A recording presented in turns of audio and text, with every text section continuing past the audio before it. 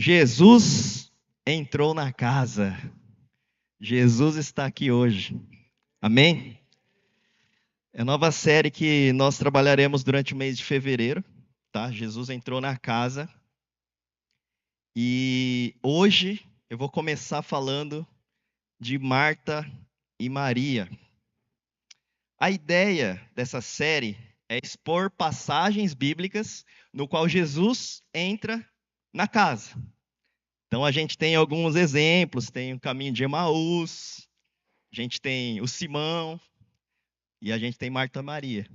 Hoje nós falaremos sobre Marta e Maria, sobre essa passagem, sobre essa narrativa bíblica, no qual a ideia é aplicar o que Jesus faz e o que Jesus pode fazer na sua vida, na sua casa, quando ele entra na sua vida. Amém? Vamos abrir em Lucas 10. Lucas 10, 38 a 42. Rapidamente, né? Uma passagem curta.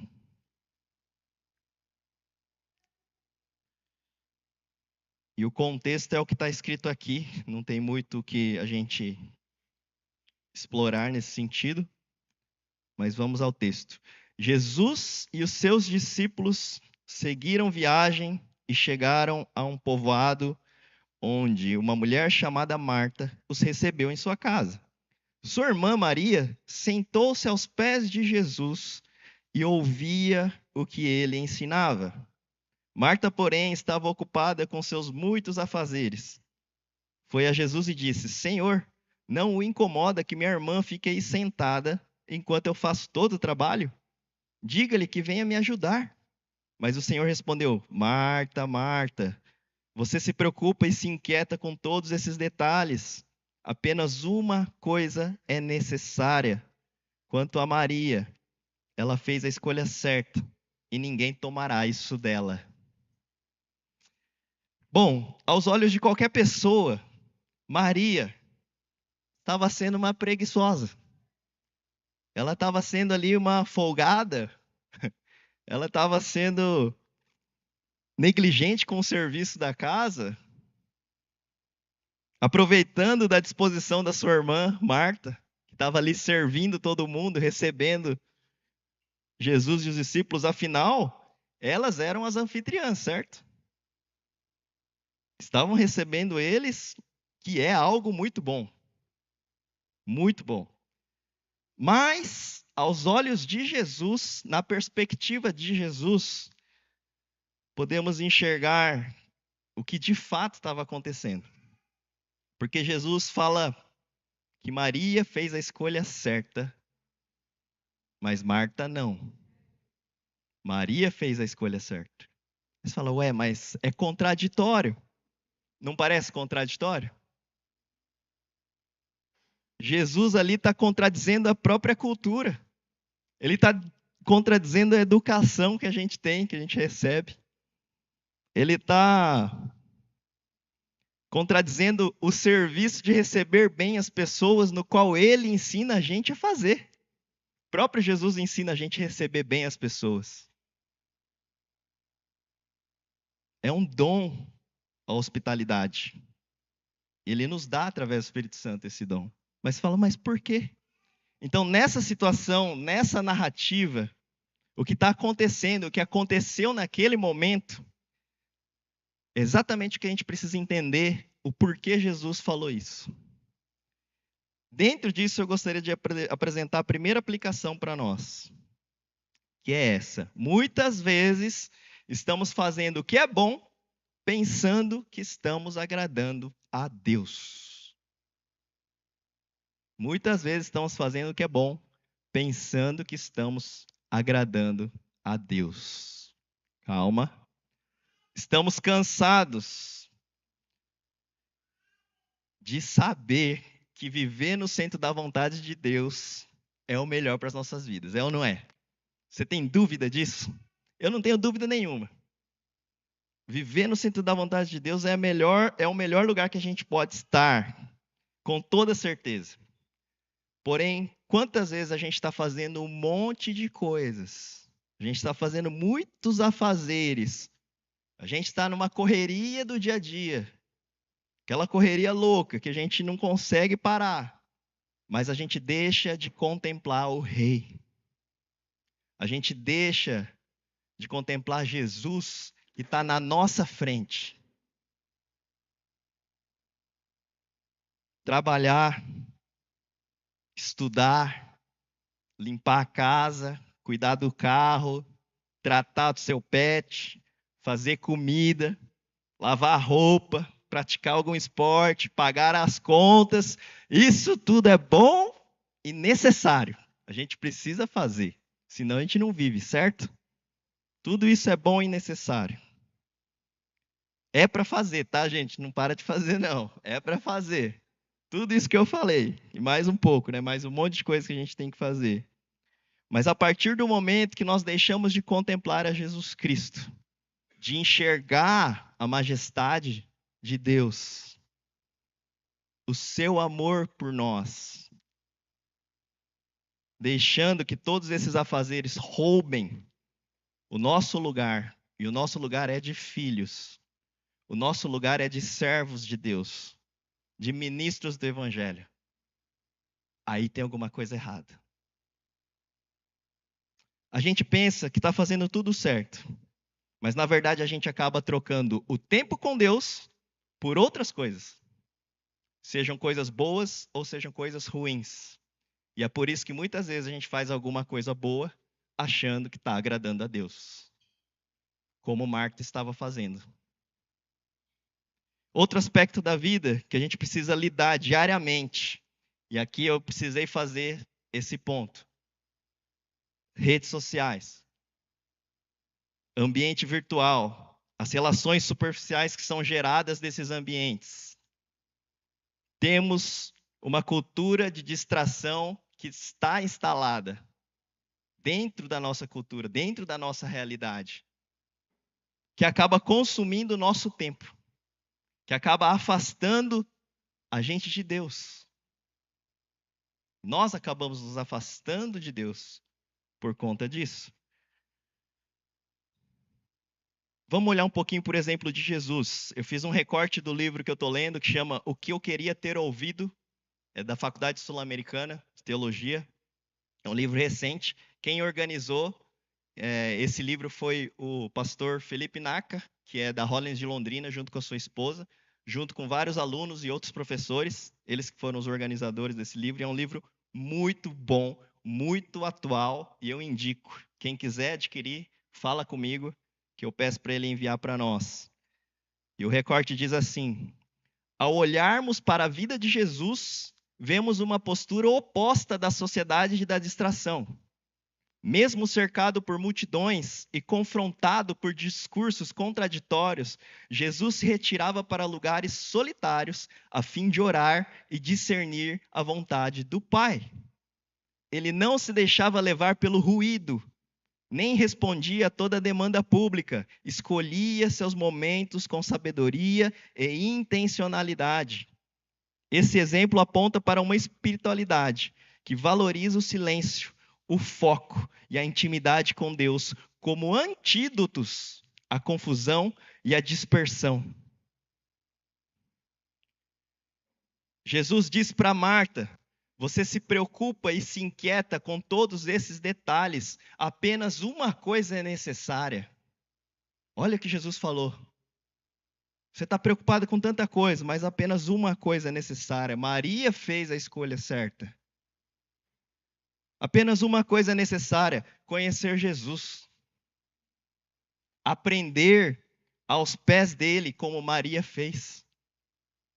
Qual foi a atitude dela? Sentar aos pés de Jesus e ouvi-lo. E aprender aos pés de Jesus.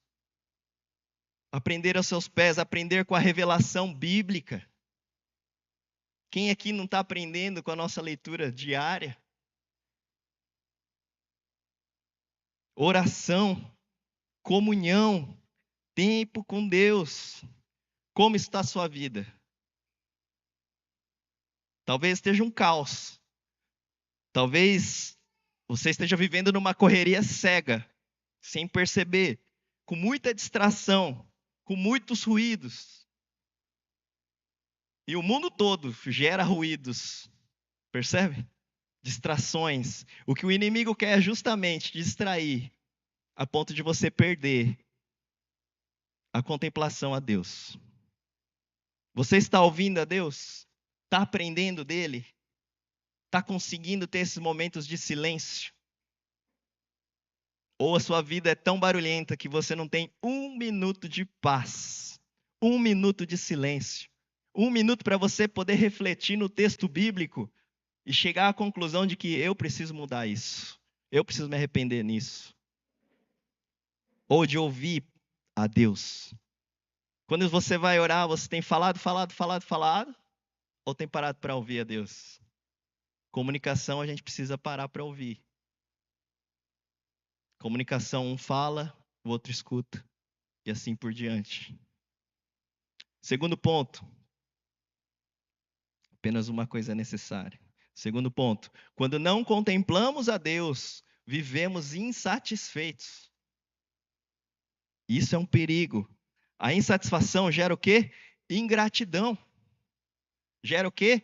Insegurança. Nos afasta de Deus, revela um coração que não está rendido a Ele. Quando estamos satisfeitos em Deus, nós somos gratos.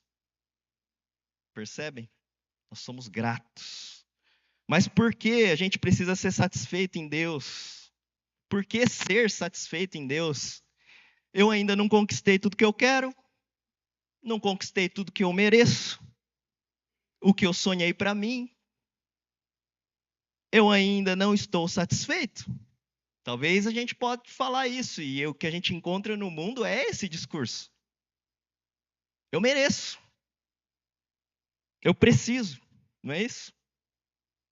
Preciso conquistar. E é nisso que a gente precisa refletir hoje. A gente precisa voltar ao início, a um entendimento simples, precioso, que a gente não pode esquecer em nenhum momento. A gente precisa voltar ao início e entender que nós somos o quê? Pecadores. Nós somos pecadores. Todos nós pecamos. A natureza caída, pecaminosa, está em nós. A gente nasce com essa natureza por conta do pecado. A gente não pode fugir disso. Se fosse fácil, se fosse aplicável isso, a gente fugia disso. Mas a gente não pode fugir disso. Nós somos pecadores. Somos ou não somos?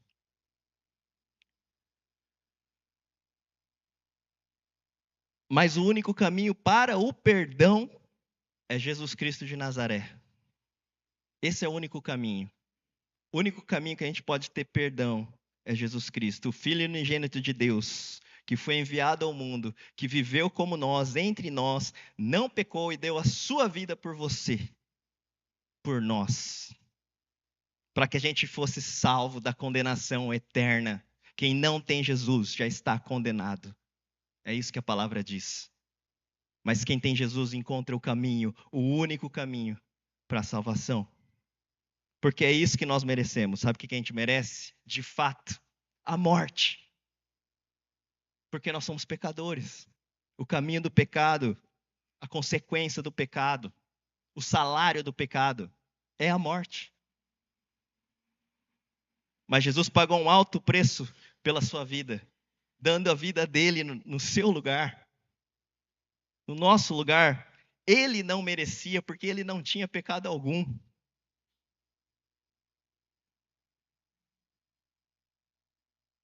Para a maioria de nós, Deus não se tornou nossa felicidade. Por isso, oramos para conseguir coisas, não para conhecê-lo melhor. Tim Keller escreveu isso. Para a maioria de nós, Deus não se tornou nossa felicidade. Por isso que nós oramos para conseguir coisas e não para conhecê-lo melhor. Quantas vezes você tem orado pedindo para Deus: eu quero te conhecer. Eu quero te conhecer melhor, Deus. Eu quero que o Senhor fale comigo. Eu quero ser tratado. Eu quero viver uma vida de santidade. Eu quero viver uma vida sem pecado do seu lado. Eu quero seguir os teus caminhos. Quantas vezes a gente tem feito essa oração? Ou será que a gente só ora pedindo? Deus precisa se tornar a nossa felicidade. Não existe nenhum herói. Não existe nenhum Deus criado por homens. Não existe ninguém capaz de te amar assim, como Jesus te ama. Não existe. É a partir desse amor, dessa graça maravilhosa, dessa obra da cruz, dessa verdade, que podemos ter plena satisfação em Deus. É a partir disso, é da obra da cruz. Não precisamos de nada, nada além da salvação em Cristo Jesus. Não precisamos de nada além da presença de Deus em nossas vidas. Como Douglas Gonçalves disse, não existe nada mais poderoso do que uma geração de pessoas satisfeitas em Jesus. Que nós possamos ser essa geração, que nós possamos ser essa igreja satisfeita em Jesus, que contempla a glória de Deus, que celebra as pequenas coisas, que celebra as pequenas orações respondidas, e quem está lá na oração sabe que o Senhor tem respondido semanalmente as orações, porque o Senhor está vivo. Ele responde. O simples fato de ter saúde, de levantar, de respirar, de ter uma casa, de ter uma igreja, de ter irmãos e irmãs que se preocupam, que você pode contar, de poder olhar para o próximo, o seu próximo, estender a mão. Contemplar o Senhor, isso é um privilégio, você poder estender a mão para quem precisa. A satisfação em Deus nos dá poder para amar as pessoas, independente do custo. Não conheço outra maneira de triunfar sobre o pecado a longo prazo, a não ser ganhando aversão a ele, por causa de uma satisfação maior em Deus. John Piper escreveu isso. Aliás, tem um livro que é Plena Satisfação em Deus. Um livro do John Piper, também indico. Se você quer triunfar sobre o pecado, tenha plena satisfação em Deus. Porque você vai ganhar aversão ao pecado quando você tem satisfação em Deus. A satisfação é uma arma poderosa contra o mundo, contra o pecado. Se você quer viver uma vida leve, uma vida de santidade, de honra ao Senhor, tenha plena satisfação em Deus. Seja satisfeito nele. Terceiro ponto. Precisamos fazer a escolha certa. Maria parou tudo. Maria sentou aos pés de Jesus, ouvia tudo que ele ensinava. E está aqui a chave para o seu dia a dia, para o cotidiano pesado. Parar e ouvir a Deus. Essa é a chave. Parar e ouvir a Deus. Falar com Ele. Deixar o Espírito Santo cuidar de você.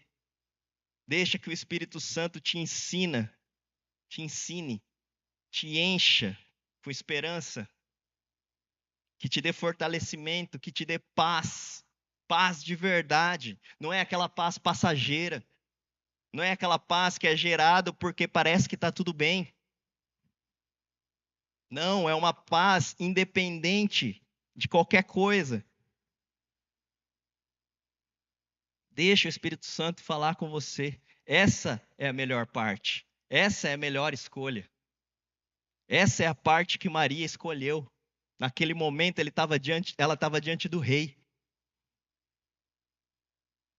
Ela não sabia qual seria outro momento que ela poderia se encontrar com Jesus. Ela sabia que Jesus tinha uma missão para cumprir. E o que você vai fazer? Jesus está na sua casa, o que você vai fazer? Jesus está diante de você, o que você vai fazer? Procurar qualquer distração ou qualquer ruído?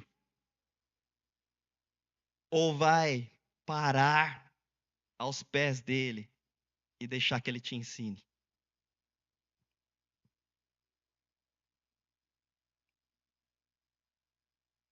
A gente vive hoje num mundo onde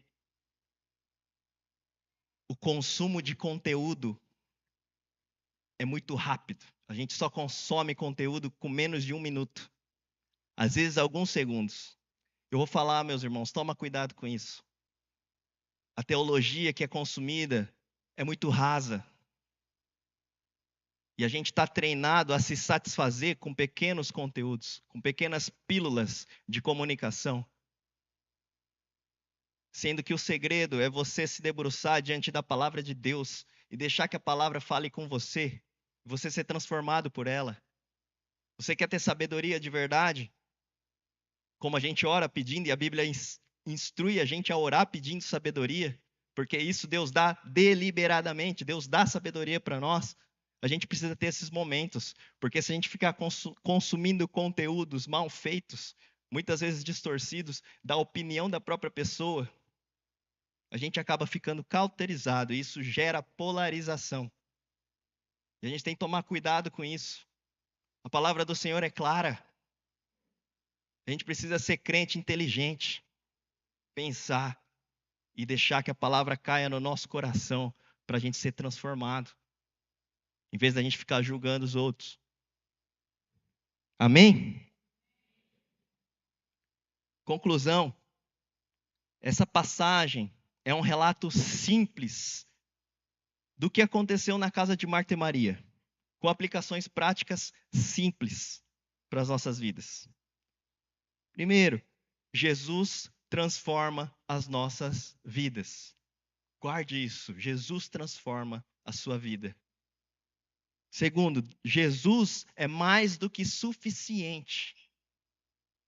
Nele temos plena satisfação. A gente não precisa mais de nada.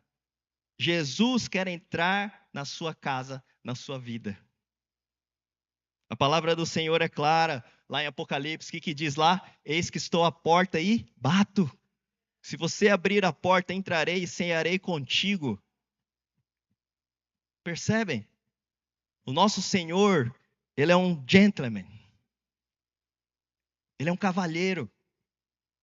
Ele não força, mas Ele quer que você abra a porta para que Ele possa gerar essa transformação na sua vida. Percebem?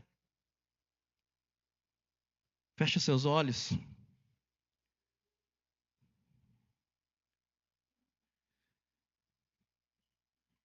Jesus está aqui hoje. E Ele se faz presente aqui, porque Ele sempre está conosco. Ele sempre está com você. Em todos os momentos da sua vida, até nos momentos que você acha que foram os momentos mais obscuros, mais complicados, Ele estava lá. E nessa noite, Ele está aqui. Eu vou te falar, meu irmão, minha irmã. Ele é aquele que pode preencher as lacunas da sua alma. O vazio que a gente sente muitas vezes é a falta de Deus, é o lugar dele. E Ele quer fazer uma obra na tua vida. Então eu quero fazer 2 orações em relação a tudo que a gente viu hoje aqui. 2 orações. Se você quer entregar a sua vida para esse Jesus, se você quer falar para Ele, Jesus, eu não sei muito, eu não sei o que fazer, mas eu entendi que eu preciso abrir a porta da minha casa, da minha vida para você, porque eu quero te conhecer melhor. Eu quero te conhecer melhor. Eu não quero ficar pedindo coisas, Eu não quero ficar falando e falando e falando, mas eu quero te conhecer melhor. Eu quero me satisfazer totalmente no Senhor.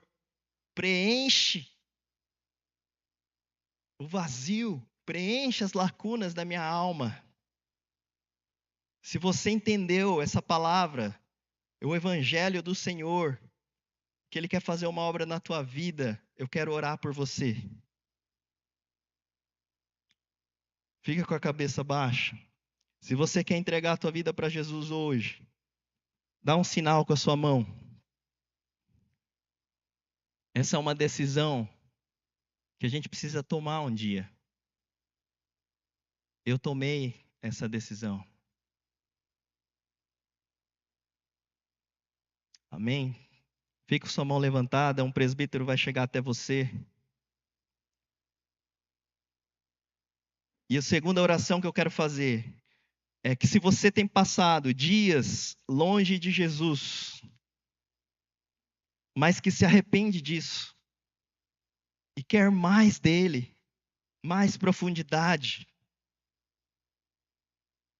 então vamos orar.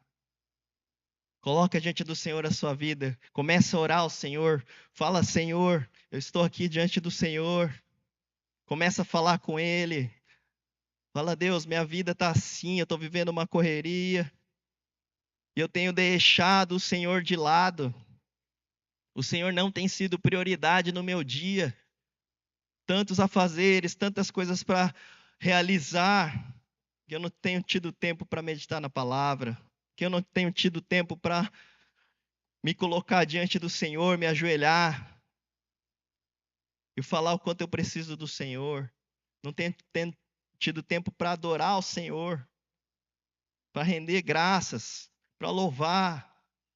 Deus nos perdoe, Senhor, porque muitas e muitas vezes, Deus, o Senhor não tem sido o Senhor das nossas vidas. Nos perdoe, Senhor, porque a gente tem perdido a satisfação que só o Senhor pode dar. Mas hoje, nesse dia, Senhor Deus, nós estamos aqui para declarar que a tua obra na cruz é mais do que suficiente, que todos os pecados foram perdoados, que a tua obra da cruz é mais do que suficiente para nos salvar. A gente não precisa mais de nada a não ser do Senhor nas nossas vidas. Fala conosco, Deus, ministra os nossos corações. Senhor, nós não queremos ficar no raso, Deus. Nós queremos mergulhar nas tuas águas, Senhor. Na tua água viva. Na tua água viva que gera vida, Senhor. Para que a gente possa estender isso para mais e mais pessoas. Estender as nossas mãos. Em nome de Jesus, nos encha, Espírito Santo de Deus. Fala conosco, trabalha os nossos corações.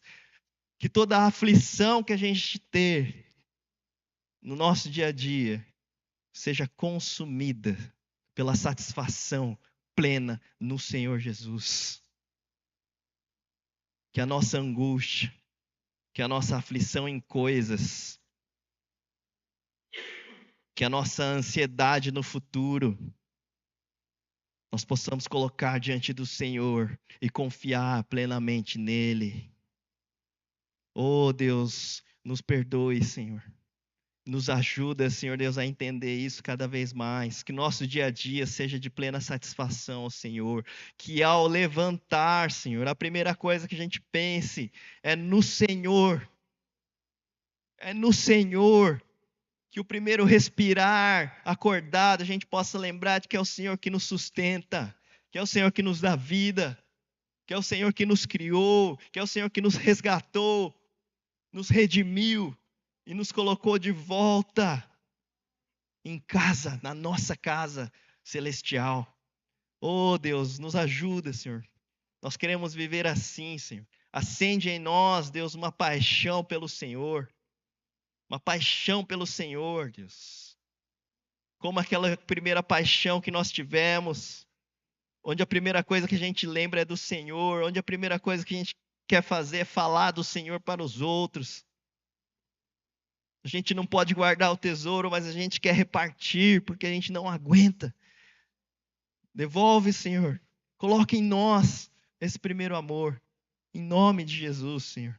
Paixão pelo teu nome, paixão pela tua palavra, paixão, Senhor Deus, na oração. Acende em nós isso, Senhor. A começar em mim, Senhor. Estamos aqui como igreja do Senhor, Deus, e nós queremos mais do Senhor. Em nome de Jesus, o Senhor está na casa. O Senhor está em casa. Essa é a sua casa, Jesus. As nossas vidas, o nosso coração. Em nome do Senhor Jesus, Deus. Amém. Amém.